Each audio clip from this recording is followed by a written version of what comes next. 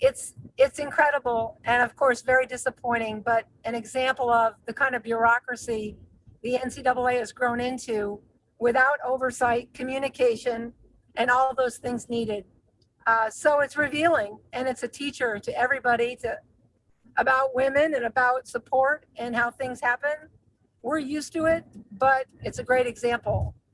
And obviously something must be done and will be done. It tells us a lot, and it's ironic that it's Women's History Month as well. You were saying we're used to it. When you say that, I mean, were there other instances when you were a coach at Duke that there were similar situations like this? Well, obviously we get less crowds, and less support overall. And so many times those revenues factor into things.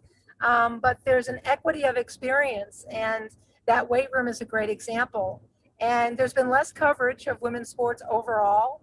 The equal pay situation with the soccer team, as they brought in more fans and more excitement than the men's soccer team.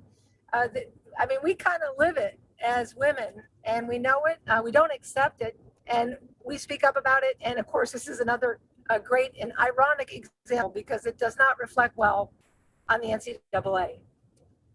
Can you help give us a little bit of insight about how this would have happened? I mean, under Title IX, equivalent supplies are supposed to be equal. Well, especially the experiences, of course. This happens by accident, meaning a lack of leadership somewhere, lack of organization, and understanding. And people aren't talking to people at the NCAA. There's a lack of communication, and this is not. There's been a lot of bureaucracy and issues coming out of the NCAA as a governing organization, and there are great people there, and great things can happen there. But in this case, somebody's not taking care of business, and boy, it's gonna reflect. People are talking about it, and everyone agrees it's wrong. But then why did it happen? Yeah, this was something that struck me. I was a. Oh, can you still hear me? Something that struck me. I was a. Oh, can you still hear me? Yep. One thing that struck me, I was a college athlete in Boston. And I have plenty of friends who are also athletes, both male and female. This is one of those social issues, one of those social justice issues that theoretically these people should be all on the same playing field, right? They're governed by the same organization, under the same umbrella, yet we end up with two very different outcomes. But they're both athletes playing the same sport. When you look at these factors and then realize the outcomes here, go ahead. Go ahead. Well, no, I mean, it just, I look at it like, I'm an optimist by nature. And so I'm so glad that the truth, this small truth has been revealed and could lead to other things to be revealed. And so I'm looking for the positive out of a very bad negative. It's just my nature to do that. Yeah. Is this something that, we talk a lot about athletes using adversity to their motivation? Is this something you think that would motivate the athletes that are playing in the Women's March Madness tournament right now? Well, definitely the story will circulate, and what Sedona Prince did relative to showing the difference and also showing the space available.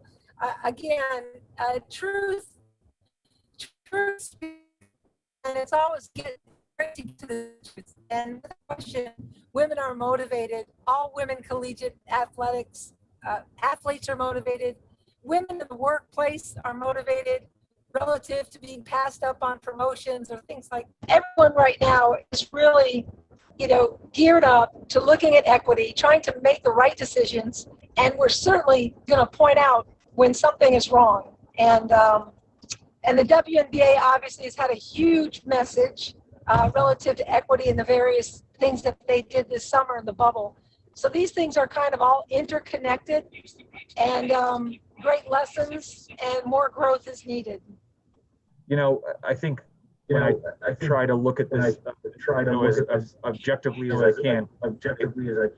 A male basketball player and a female basketball player, they are playing the same sport. We're not talking about a difference between, baseball and softball where they're slightly different. We're talking about the exact same sport, the same rules. Other than the size of the ball, it's the same size court, right? They should be performing in concept the same types of exercises. When you see what looks like a hotel dumbbell set compared to a collegiate gym, how did that make you feel? Well, I'm laughing because I'm not surprised. I'm not trying to downplay it in any way. It's ridiculous, but it's so ridiculous. It's kind of like Nneka Ogwumike being asked about lowering the rims for women. That's another hilarious conversation. Again, I'm not laughing. I'm laughing because it's predictable. And unfortunately, it's predictable. So we've got to get rid of that feeling.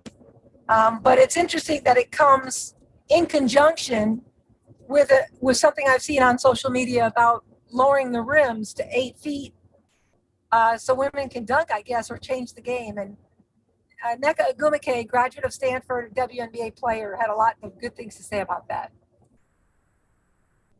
Well, Coach, I appreciate you making some time. Is there something I didn't ask you about all of this that you want to make sure that I get across? No, just the fact that, we're strong, women are strong, and we get it and we know. And again, I'm never trying to make light of it, but our passion is very clear.